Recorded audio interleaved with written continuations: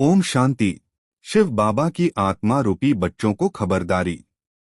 शिव बाबा ने आत्मा रूपी बच्चों को कई महत्वपूर्ण बातों की खबरदारी दी है जो इसी शिक्षा से जुड़ी है। ज्ञान के बिना साक्षात्कार से कोई लाभ नहीं होता। शिव बाबा ने बच्चों को चेतावनी दी है कि बिना पूर्ण ज्ञान के साक्षात्कार से बाप को समझ नहीं सकते। जैसा कि आपने स्वयं उद्धृत किया है, बिना ज्ञान के बाप का साक्षात्कार होने पर भी बच्चा कुछ नहीं समझेगा और ही मूझ परेशान हो जाएगा। यह सबसे बड़ी खबरदारी है कि ज्ञान के बिना कोई भी आध्यात्मिक अनुभव विघ्न बन सकता है।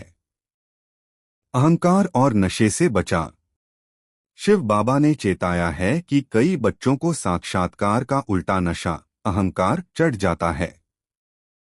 जब कोई आत्मा कोई दिव्य दृष्टि या अनुभव प्राप्त कर लेती है तो उसका मन अहंकारी हो सकता है और वह समझने लगता है कि वह बहुत ऊंची आध्यात्मिक अवस्था पर पहुंच गया है।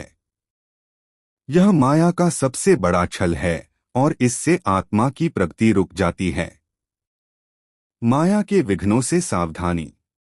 ज्ञान के बिना माया के और भी विघ्न पड़ने लगते हैं। जब आत्मा के पास स्पष्ट ज्ञान नहीं होता तो माया उसे भ्रमित करने के लिए अनेक रास्ते दिखाती है।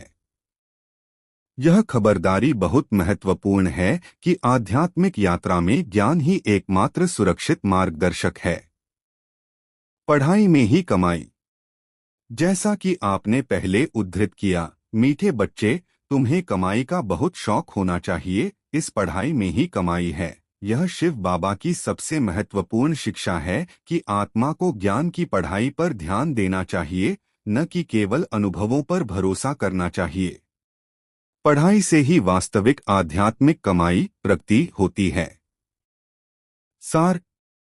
शिव बाबा की यह खबरदारी बहुत स्पष्ट है कि ज्ञान के बिना कोई भी आध्यात्मिक अनुभव सुरक्षित नहीं है। आत्मा रूपी बच्चों को सदैव ज्ञान को प्राथमिकता देनी चाहिए और साक्षात्कार को ज्ञान से अपनी बुद्धि रूपी झोली भरनी चाहिए। अहंकार और नशे का खतरा। दूसरी महत्वपूर्ण खबरदारी यह है कि कईयों को साक्षात्कार का उल्टा नशा भी चढ़ जाता है। जब कोई आत्मा कोई दिव्य अनुभव प्राप्त कर लेती है तो उसका मन अहंकारी हो सकता है और वह समझने लगता है कि वह बहुत ऊंची आध्यात्मिक अवस्था पर पहुंच गया है। यह माया का सबसे बड़ा छल है। जब अहंकार आ जाता है तो आत्मा की प्रगति रुक जाती है और वह गिरने लगती है। शिव बाबा ने इससे बचने की खबरदारी दी है क्योंकि यह सबसे बड़ी बाधा है आध्यात्मिक मार्ग में। माया के विघ्नों से सावधानी। तीसरी महत्वपूर्ण बात यह है कि ज्ञान के बिना माया के और भी विघ्न पड़ने लगते हैं। जब आत्मा के पास स्पष्ट ज्ञान नहीं होता तो माया उसे भ्रमित करने के लिए अनेक रास्ते दिखाती है। माया कई प्रकार से आत्मा को विचलित करती है, कभी सुख के भ्रम में, कभी अहंकार में, कभी लालच में। बिना ज्ञान के आत्मा इन विघ्नों को पार नहीं कर पाती और परेशान हो जाती है। यह खबरदारी बहुत महत्वपूर्ण है कि आध्यात्मिक यात्रा में ज्ञान ही एकमात्र सुरक्षित मार्गदर्शक है। पढ़ाई में ही कमाई का महत्व। चौथी महत्वपूर्ण बात यह है जो शिव बाबा ने बार बार दोहराई है कि मीठे बच्चे, तुम्हें कमाई का बहुत शौक होना चाहिए, इस पढ़ाई में ही कमाई है। यह शिव बाबा की सबसे महत्वपूर्ण शिक्षा है कि आत्मा को ज्ञान की पढ़ाई पर ध्यान देना चाहिए। यह पढ़ाई नई दुनिया के लिए है। जो पढ़ाई इस पाठशाला में होती है वह नई दुनिया के लिए तकदीर बनाने की है। यह तकदीर स्थायी है। मृत्युलोक की तकदीर जो कुछ ही समय की होती है उससे बिल्कुल भिन्न है। बेहद का बाप जिनसे वर्षा पाना है वही इस पढ़ाई का गुरु है। तकदीर बनाने की समझ। शिव बाबा ने बताया है कि पाठशाला में तकदीर बनाई जाती है। जैसे कोई सर्जन बनने की, कोई बैरिस्टर बनने की तकदीर बनाते हैं, वैसे ही यहाँ आत्माएं भी तकदीर बनाकर आती हैं। परंतु यह तकदीर नई दुनिया के लिए है, पुरानी दुनिया के लिए नहीं। पुरानी दुनिया की तकदीर अर्थात डॉक्टर, इंजीनियर, बैरिस्टर बनना, यह सब कुछ ही समय के लिए है और यह सब खत्म हो जाएगा। परंतु नई दुनिया के लिए तकदीर अर्थात राज्य भाग्य यह स्थायी है। यही कारण है कि शिव बाबा ने इस पढ़ाई को सबसे महत्वपूर्ण बताया है। बाप से और गुरु से वर्षा। शिव बाबा ने एक और महत्वपूर्ण बात बताई है कि बाप से वर्षा मिलता है और टीचर से भी वर्षा मिलता है इस जन्म के लिए, परंतु गुरु से कुछ भी मिलता नहीं। यह बहुत गहन शिक्षा है। जो वर्षा इस जन्म में मिलता है वह बाप से और अपनी पढ़ाई से मिलता है। गुरु से मिलने वाली शिक्षा सद्गति की होती है, जो मृत्यु के बाद शांति धाम में जाने के लिए होती है। परंतु यहाँ की पढ़ाई इस जन्म में ही नई दुनिया के राज्य भाग्य पाने के लिए है। सारांश। शिव बाबा की यह खबरदारी बहुत स्पष्ट और महत्वपूर्ण है। आत्मा रूपी बच्चों को सदैव ज्ञान को प्राथमिकता देनी चाहिए और साक्षात्कार को ज्ञान के साथ मिलाकर समझना चाहिए। बिना ज्ञान के कोई भी आध्यात्मिक अनुभव सुरक्षित नहीं है। अहंकार और नशे से बचना अत्यंत आवश्यक है और इस पढ़ाई में ही सच्ची कमाई है, जो नई दुनिया के लिए स्थायी राज्य भाग्य देती है। धारणा के लिए मुख्य सार। प्रथम मुख्य बिंदु, स्वयं को ठगने से बचा। अपनी कमियों को छिपाना भी स्वयं को ठगना है।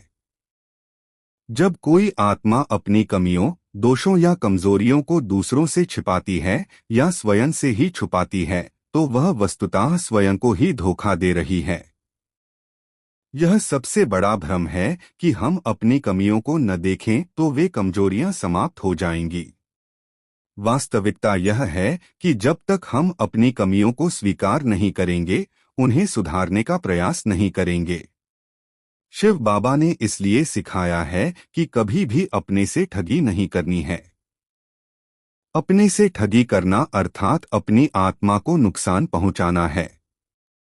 जब हम स्वयं को धोखा देते हैं तो हमारी आध्यात्मिक प्रगति रुक जाती है और हम माया के जाल में फंसते जाते हैं। द्वितीय मुख्य बिंदु, ऊंच तकदीर और सेवा। अपनी ऊंच तकदीर बनाने के लिए कोई भी काम कायदे के विरुद्ध नहीं करना है। यह बहुत महत्वपूर्ण शिक्षा है कि आध्यात्मिक प्रगति में कभी भी अनैतिक या अवैध मार्ग नहीं अपनाने चाहिए। तकदीर बनाना है अर्थात अपना भाग्य, अपना राज्य, अपना वैभव प्राप्त करना है, परंतु यह सब कायदे कानून के अंदर रहकर ही होना चाहिए।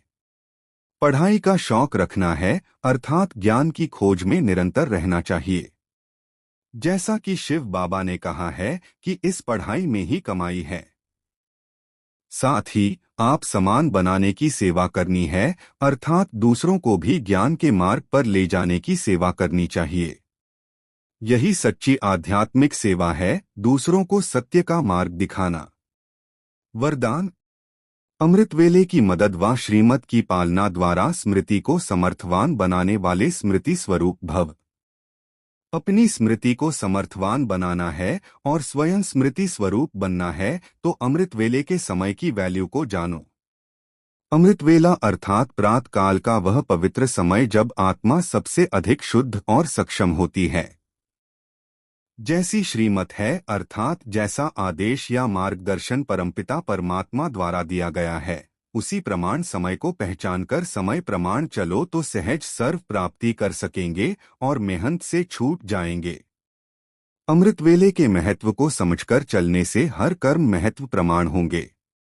उस समय विशेष साइलेंस अर्थात मौन और एकाग्रता रहती है, इसलिए सहज स्मृति को समर्थवान बना सकते हो।